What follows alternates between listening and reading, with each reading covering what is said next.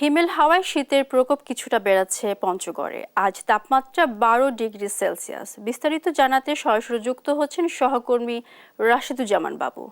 বাবু, জনজীবনে শীতের কি প্রভাব পড়েছে আমাদের জানাবেন। শুভ সকাল মার্জানা। আসলে আপনি জানেন যে দেশের সর্বোত্তরের জেলা কিন্তু পঞ্চগড়, হিমালয় কন্যা জেলা হিসাবে খ্যাত কিন্তু এই পঞ্চগড়ে কিন্তু আসলে বরাবরই যে শীতের তীব্রতা সেটি কিন্তু অব্যাহত রয়েছে। এই মৌসুমে কিন্তু শীতের তীব্রতা অর্থাৎ পৌষের তেমন শীত অনুভূতি না হলেও কিন্তু আসলে মাঘের শুরু থেকেই শীতের যে দাপট সেই দাপট কিন্তু আমরা লক্ষ্য করছি।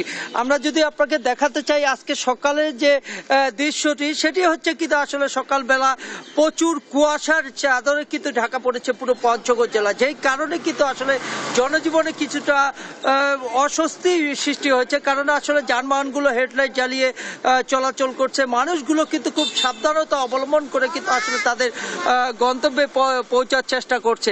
আমরা কথা বলবো একজন শিশুর সাথে। তোমার কাছে জানতে চাই শীত কেমন বাবা? প্রচন্ড শীত। ঠান্ডায় কাঁপতেছি, কুয়াশা, শীত। ধন্যবাদ। আমরা কথা বলবো আরেকজনের সাথে। আপনার কাছে জানতে চাই যে আজকের দিনে শীতটা কেমন আপনার কাছে? শীত এবং ঠান্ডা কুয়াশা।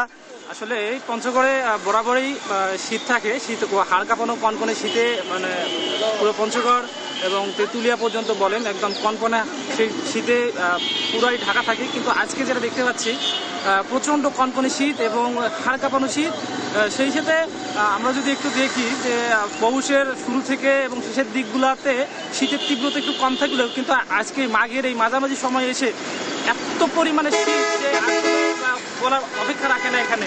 আর এই শীতের কারণে জনজীবনের যে ভোগান্তি, বিশেষ করে আমার কথাই যদি বলি, আমি তেঁতুলিয়ার উদ্দেশ্যেই পঞ্চগড় হাইওয়ের পাশেই আমি দাঁড়িয়ে আছি। এখানে যানবাহনে যে চলাচল করতেছে হেডলাইট জ্বালিয়ে এবং যে যানবাহনের গতিগুলো আছে এগুলো অত্যন্ত কম এবং সময় বেশি।